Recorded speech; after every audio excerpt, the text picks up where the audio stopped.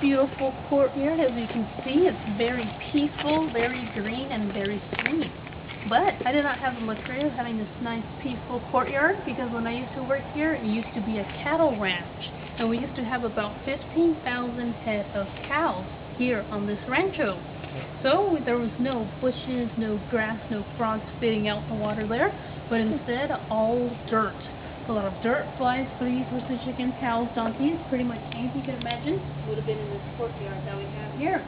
And they told me that in the 1930s, the Bixies did a mass remodel of this adobe home, and that's what you mainly see today. In addition with this nice peaceful courtyard, and they also added the shingles on the roofs that you see there, because during my time, the roofs are actually flat and covered with tar, and we got that tar from the La Brea tar pit. So it was a common thing to see women and children also walking up and down the roofs. So it was very chaotic down here, very chaotic up there. And now we're going to start off with the work wing. We're going to come this way.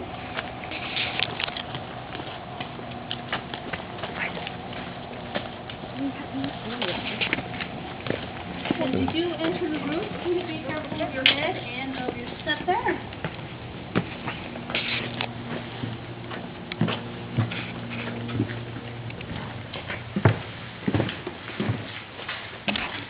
And here we have the mayordomo group. The mayordomo is a manager or foreman here at this rancho because the man who built this home, Don Temple, actually never lived here at this rancho. He lived in Los Angeles where he ran the first general market. So he would just drop by from time to time but never really lived here. So the mayordomo was a man in charge for the most part. He was the one person that could read and write here at this rancho because he had to make sure the proper amount of cattle got slaughtered that year. And in 1840s, California was known as cattle land. There was more cattle than people here in California. So what we used to do with the cowhide was we used to make a nice little leather chair there. So that's a classic example of how we used to use the cowhide for the trade. And we were also in the tallow trade. And tallow is just rendered cow fat. If you want to take a grab at that. You guys can tap it around there. Wow. But do you guys want to take a guess at what that can be? Cow fat? What is cow fat? But what is it? No, you don't want to take it? No, it's actually soap. We used to say make our soap out of cow fat. Can you imagine taking a shower with cow fat? No? And we also used to make candles out of the tallow, which is also the cow fat. But the candles are actually very ineffective because they produce very low lighting and they actually would sputter and they smell like beef when you used to light them. So it's an interesting combo there. And the mayordomo was a man in charge, so he got his own room here at this rancho because the majority of his workers would live in the vicinity or would bunk in the same room. But the mayordomo was a man in charge, so he got his own room here. And if you guys want to come and take a feel at his bed, you may notice it's a little different compared to today. Exactly, it's stuffed with straw. There you go. See you later. And another interesting thing you may notice about this bed is that there's actually rope on the side of that bed there. So they're also on the bottom here. So every night you used to come and you used to tighten up those ropes every night so you could have a nice firm bed to sleep on. So that's where the saying comes from, sleep tight. You can do it literally, tighten up your ropes. And roll up the bed on the side because there would be fleas and stuff from time to time in the hay. Thank you. Does anyone have any questions? No? Well, if they come on up, just feel free to shoot them out there and I'll take no offense. I'll answer them as they come. Well, you have found our restroom. Oh. That is the restroom back in the day. Wow. Good question. Yeah.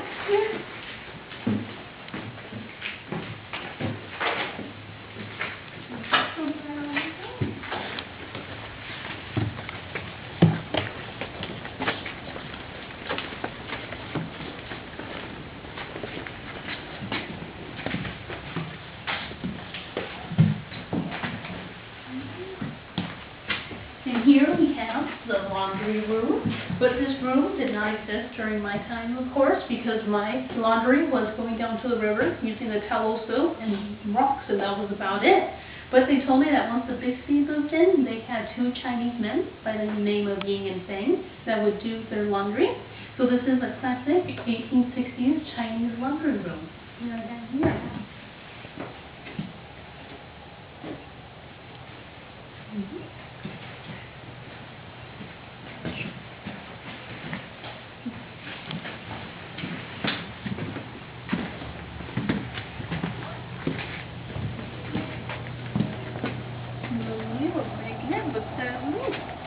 And this beautiful covering that we are walking under was also added in the 1930s remodel, because prior to that this was all open space, and saying that this was all dirt. It was not fun walking through, especially in the rain. It would become all mud.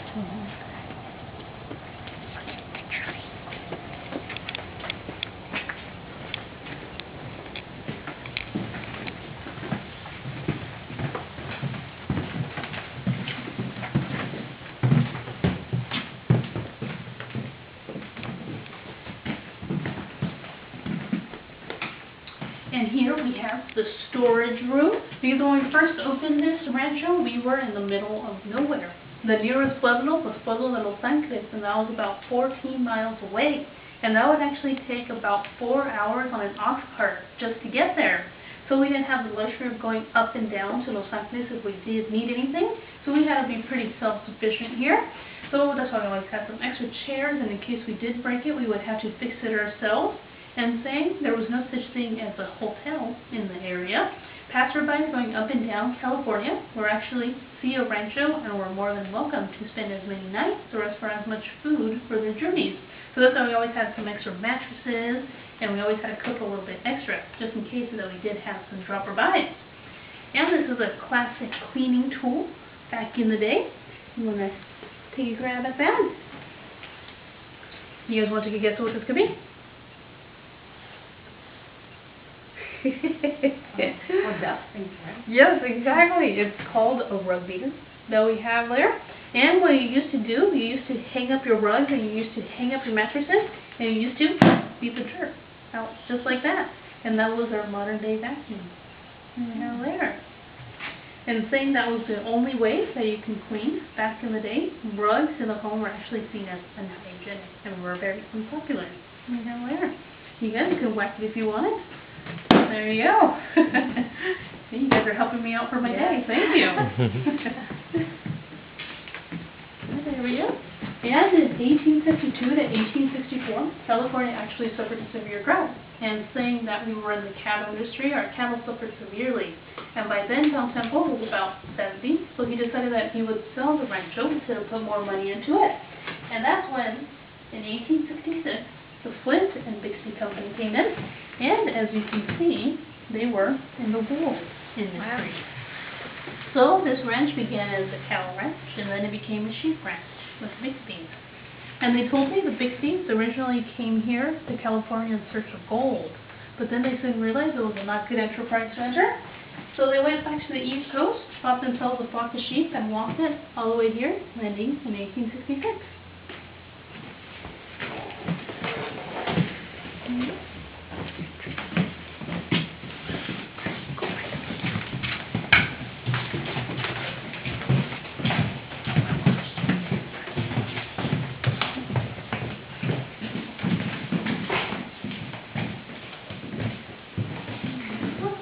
And here we have the food storage room. I went from storage to the food storage. And here we have some classic items that I would have to go to Los Angeles and buy in bulk. Because anything that I could not make here at this rancho, I would have to go and buy in bulk. And the classic examples were flour. And we actually had very few imports during our time. And they were coffee, chocolate, and tea from China. But that was about it.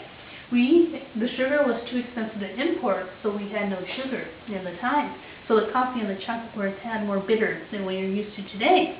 You may notice that we also have some chilies, garlics, and onions hanging from up there. And that's mainly because I had to cook for the work hands, which were of Chinese, Indio, Mexican, and Californian descent.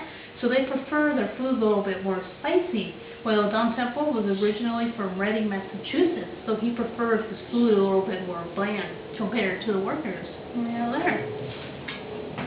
And this is a interesting misplaced item that we have there. You want you to get those to be.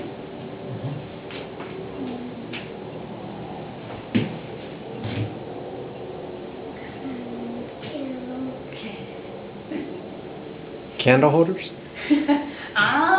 No, it actually has to do with the hide, with the cow hide. Oh, for the milk? Well, what's on a cow hide?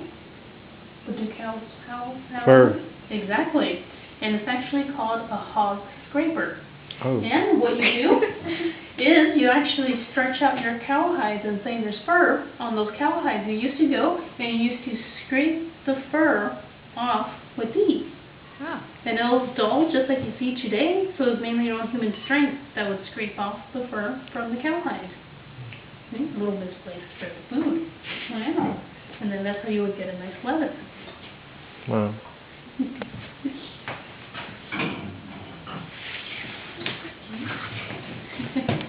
Now that's dried meat, right? Yes, ham, of course. We also had chorizo, which is spiced sausage, and we also used to dry our beef. We usually had a lot of beef.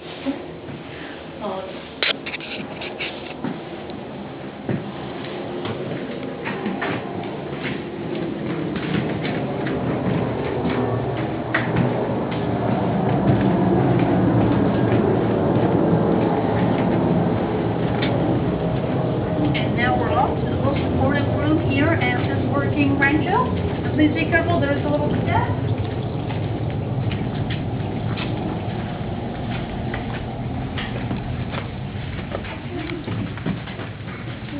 Yes, exactly. You got it right on the nail there. This is the blacksmith shop, but as a woman of my time, I was actually not allowed in this room. This truly was the man's cave or the man's domain back in the day, but I didn't mind not being allowed in here. As you can just imagine the bellowing fire and the smoke, and as you would use your bellow, it would grow and grow, and then the fire would grow and all the ashes and the soot would rise up.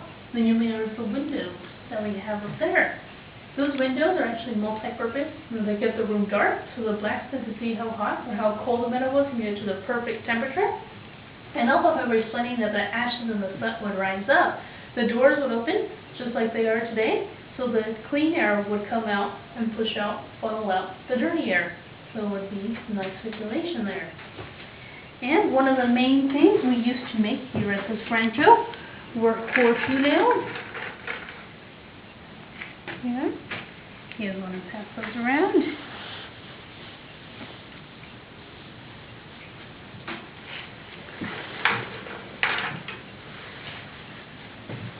There we go. And you may be thinking to yourself that this is a very long nail to put into a horse's hoof. You actually might poke the horse. Like this. And we did take that into consideration, and that you may notice there's a slight curve at the end of that nail. So that curve was actually put in there, so when we did put the nail in, the nail would actually curve and stick out. Instead of go straight up and poke the horse, it would just go in, stick out, and you used to go and trim off the excess, and you have yourself a happy horse. Oh.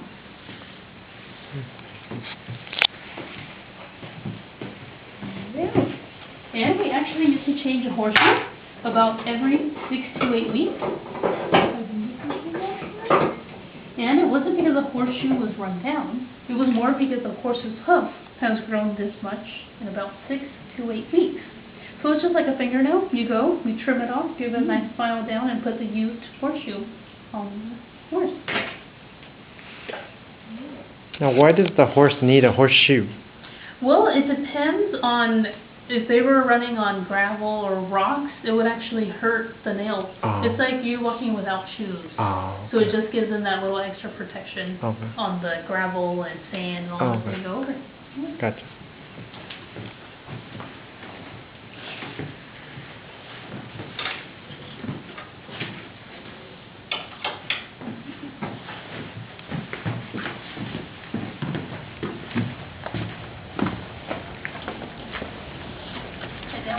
head off into the main house, and you're going to notice that it's pretty different compared to the work wings we just walked through.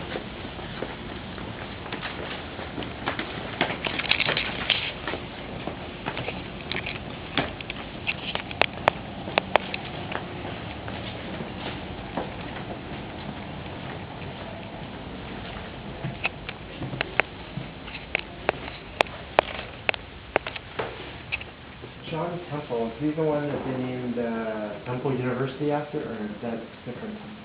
I am not sure about that one, but probably. Okay. Because I know the Temple Street was named after John Temple, so most likely. Is the Temple University in Los Angeles? No, it's back in Massachusetts? Yeah. Yes, it is. Oh, it is? That. Okay. You know, said he was from Massachusetts. Oh, yeah, that's right. Yeah. Okay. There you go, California connection.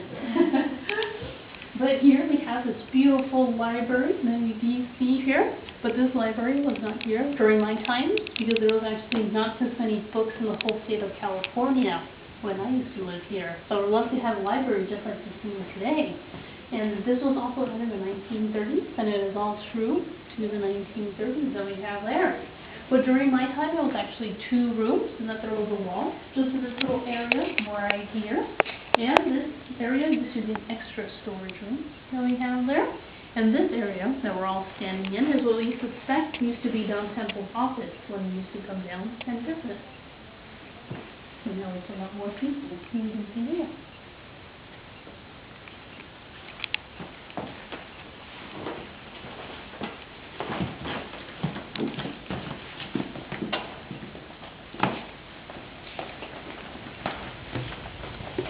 Here we have this beautiful sunforest that we are walking under. It was also added in the 1930s remodel, but the sunforest actually changed the whole house. In that before, this main gate that you just walked through would have been the main gate, and this would have been the main entrance to the home. But now that they've added this beautiful sunforest, they actually flip-flopped the whole house. So Don Temple's front yard became the Bixby's backyard, and Don Temple's backyard became the Bixby's front yard, just with the addition of this little front porch that we're standing under. Continue on this road.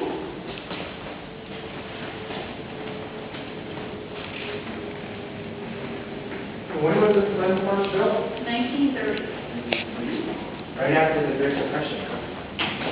Yes, mostly small and big people. There's a lot of women, you know. But if you like, you can take a seat over there. You're more than welcome. It's up to you though. And he bought it in 1929 for $1 off of his cousin, and luckily he had enough money to remodel his home. And here we have this beautiful dining room where I used to frequent when Don Temple used to come down and visit, of course. Don Temple used to sit right here, and his wife, Mayor Rafaela, right on that side there. You may notice that there is some forks and knives on the table there. And I actually find the forks and knives very odd, because as a maid here, I never learned how to use a fork or knife. I would just use a tortilla instead. It did the job, and it was a lot more delicious at that point. But of course, I didn't have the luxury of eating here at this dining room, because all the workers would eat in a side room where we serve the more spicy food compared to the more bland and boring food that we serve here. And we have an interesting modern piece of technology. And as you can see, this is a baby high chair. But you actually pull up on this, and the baby chair lowers and becomes a baby carriage. So that's why there's wheels on the bottom of the little high chair. And how we were saying that the Bixby's flip-flopped the whole entire house, in addition to that sun porch. Those doors that we just walked through used to be the windows, and these windows used to be the doors in my time. So they really did flip-flop everything. And another thing that you can notice is how thick the walls are in this area. Because the work wings that we just walked through are about 2 to 3 feet thick of adobe. And adobe is just pretty much mud, clay, and straw. So this whole house is made out of mud. So now that we're under a second story adobe home, which is something very rare, the walls are about 3 to 5 feet thick to compensate for second story. So we are under a lot of mud right now.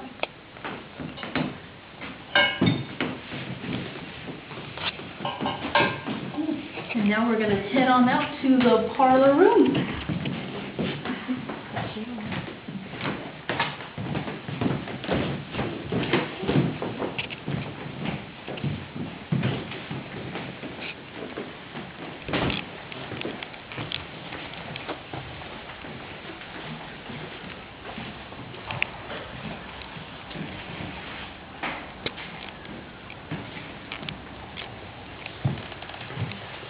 gotta be careful here now, it's getting a little shorter.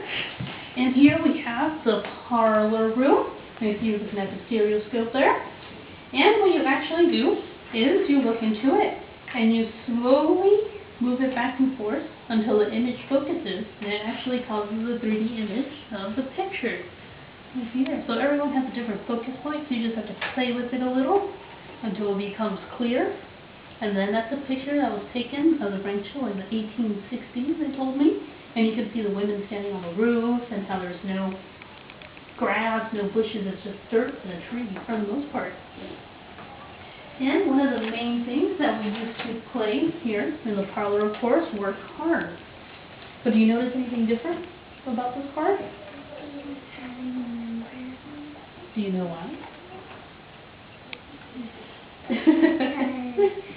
didn't know how to count. Exactly. All right. You're very smart.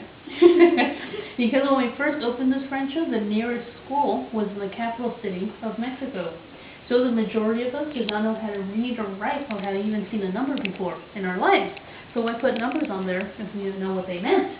So the way that you used to play cards back in the day was that this card has more dots than this card, so it has to be more. And so you used to play cards on there. And numbers on the cards were not put on there until the late 1880s. When people... Yeah. Well, it was just so you can store it. Okay? So you can put it on the little table instead of it taking up more space. Just like that. And everyone is always asking if the pieces are appropriate to the home, and they sadly are not. Because so many people have come through this home and taken their items, but every item is true to the period. And there are two exceptions to this, and that is this chair, I'm standing right here. It was kindly donated back by the Bixby's. So this chair has actually been in this room since 1866. Now I have there. And the second exception is this bookcase that you're reading right on there.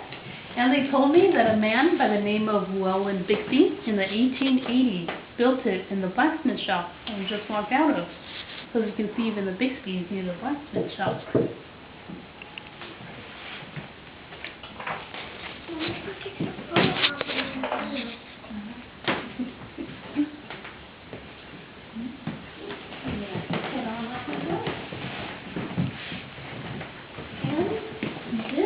Is something that I've never seen until I arrived here at this rancho, which was an indoor staircase. Because in 1840s California, it was a custom to put the staircase outdoors. Because California has such a temperate weather, you can have it outdoors and make an extra room. But how he said that Don Temple was quite the Yankee, so he insisted on his Eastern ideas. So you're actually looking at the first indoor staircase on the West Coast. The wood is still true to the 1840s build. It was handmade by the Mission Indians that built this adobe home. And is everyone comfortable going upstairs? Yeah. Yeah? Oh, okay. And just please be careful because the stairs are very steep, so hold on tight and be careful of your head as you go up there. So just be careful. Cameraman.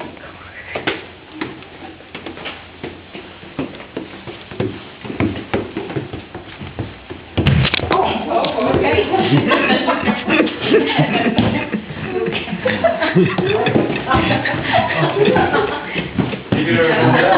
Oh, be careful there. Okay.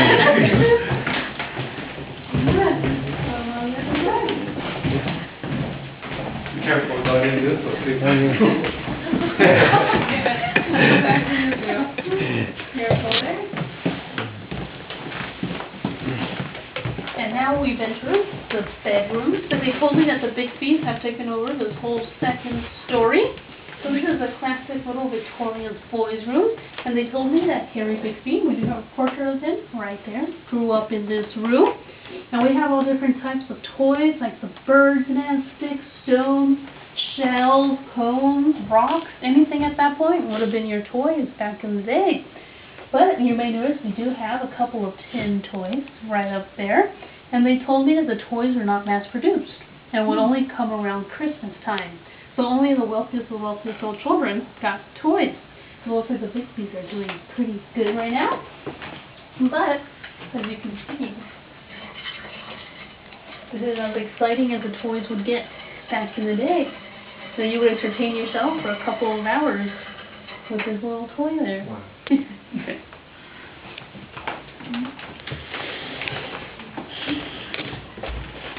And please be careful because there is a little step to this room.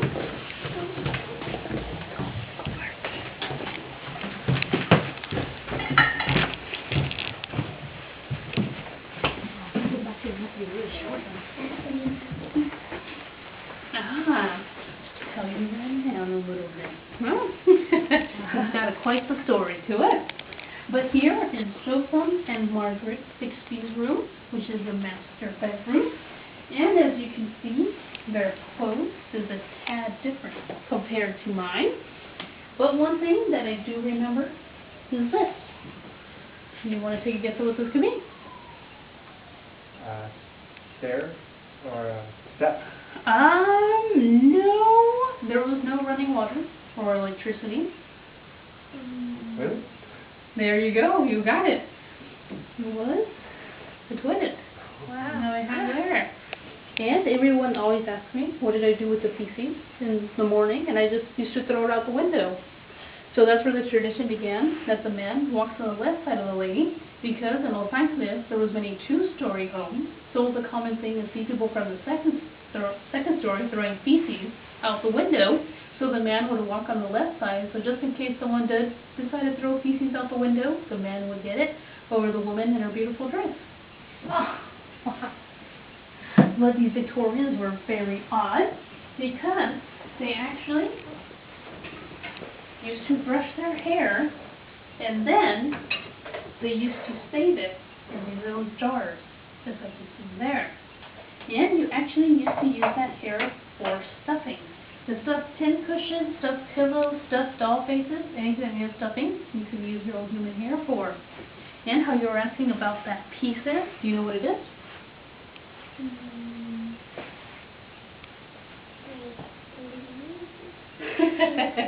Well, what if I were to tell you that is human hair? Yeah, I told you it had quite the story there. That one's human hair too. Well, that one is actually made out of leaves, just like you guessed that one. That was fur. But this hair wreath that we do have there, as you can see, she was a blonde. But you used to get that hair a little different, and that once a relative would pass on, you used to go take the hair and make the hair wreath out of it. Because hair is something that never decays, so you can keep it for forever. Use it on. It's very time consuming. Can you imagine doing that out of hair? Yeah. And now we're on to my favorite spot here at this rancho. And don't forget there is a little step, and be careful of your head. Okay. You will let you know what Not time. Okay. Press it again when press it one more time.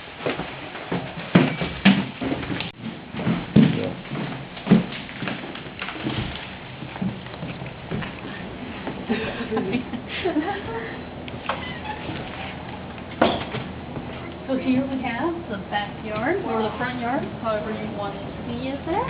And this big tree that you cannot miss, it's actually a Morton Bay big tree. And it was planted there in the 1880s by the Bixbys. And it actually started out as 2 trees, but throughout the years it morphed into 1. As you can see there, the big mighty tree now. Very old tree. Yes. Yes, it does. The checkers game used to come at this time and just play checkers, just flying down from your cattle herding days.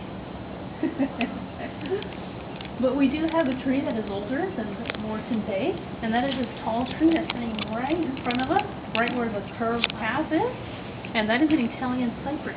And that is one of those thin trees people plant as a wall of sorts. So that tree has actually been here since 1844. Because how we were saying, passerbys would see a rancho, that was their beacon tree. So they would know there'd be food and water here for them. And how when we first opened this rancho, we were in the middle of nowhere. We were it for the whole area. And we did own part of the beach. So if you got lucky, you can actually hear the ocean breaking from this balcony that was under. Because we were just surrounded by green rolling hills. And that's what Rancho Los Cerritos means. It's the ranch of little hills. It's very peaceful all the time. Yeah.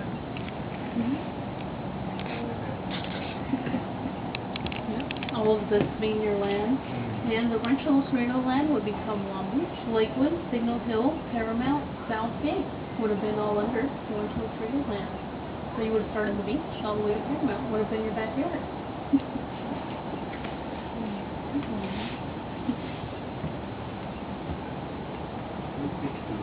Folks are really smart.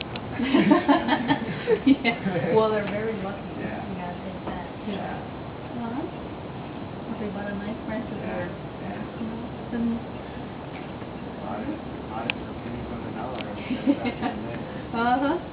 yeah, because we need the cheap right now, so why not come to California and make a business here? Everybody else is looking for gold. They found their gold. Yes, and sheep in the wool, because especially with the war, they had broke down right after the invasion here. So no one knew the people had wool. So saying they couldn't go to the top anymore, they were capitalized on the island. So it's a big first. The first one. First out of the land. Oh, they did. Okay. Yes, well, eventually they did start selling their land. It was more profitable to sell the land than to raise sheep on it. So the Bixby Land Company is still running to this day. Oh, really? Oh, I didn't know that. Yes, the Bixies are still Really? very well off. I'm very to this day. familiar with them. Yeah. Okay. So eventually, slowly, and now we only have 23 today. Rancho.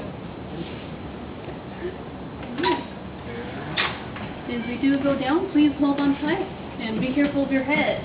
Okay.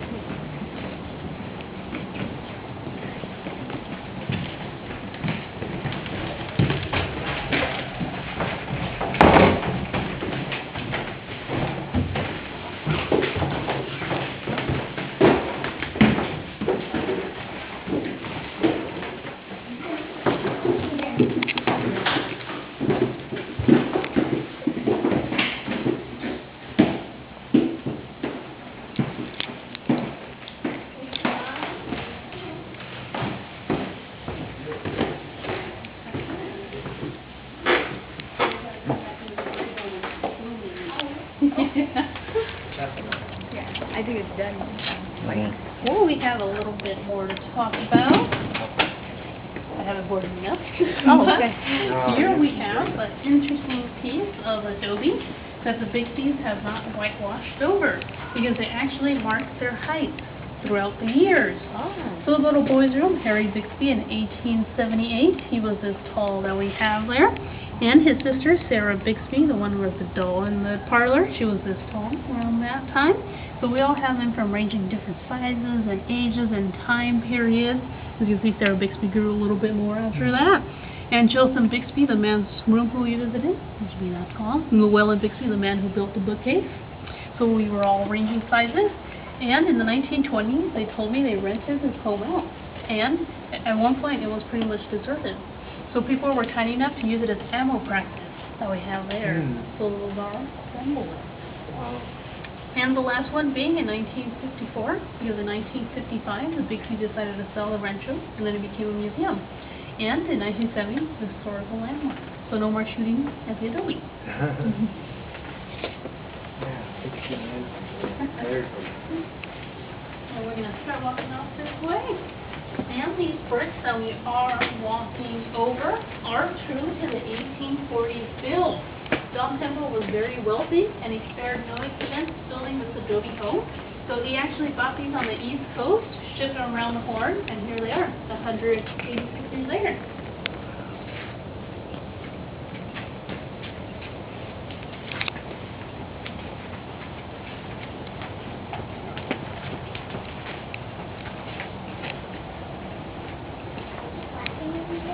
Yes, they were working wheels indeed.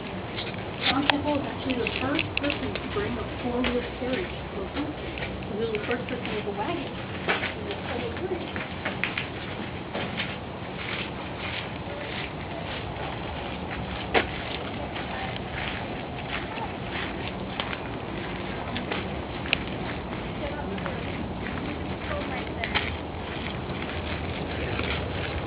film us like going in or like opening something. And here we have this beautiful workshop that we are walking through. And they told me that the whole workplace that we just walked through to be guest room from the 1930s. So they actually planted all these trees here to provide shade for the guest room. Fine. But you can find every type of fruit imaginable in here. We have guavas, avocados, lemons, limes, rosebud, everything.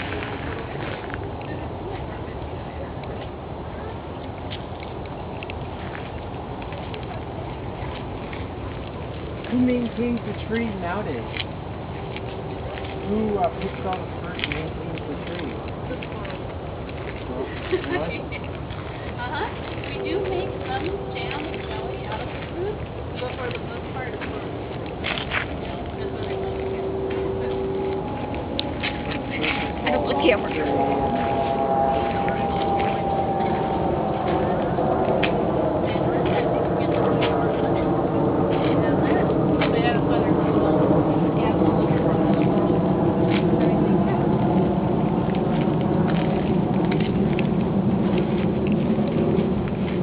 There's no more sheep around the area though, right? They're all gone? There's not one left back in here.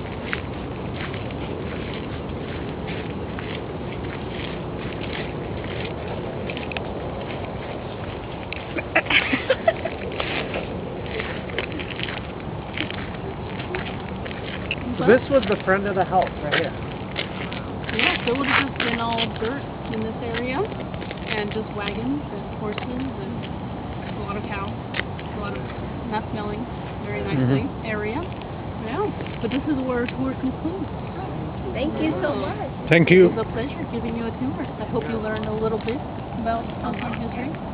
Hope I didn't bore you too much, but it was a pleasure. And again, if you have the time, all right. Thank you. Thank you. If you have time, you can take a stroll through the gardens, just like you saw those strollers doing over there, or a stroll through the gift shop, whichever you prefer. But it was a pleasure. Have a nice day. Thank you. All right. Thank you.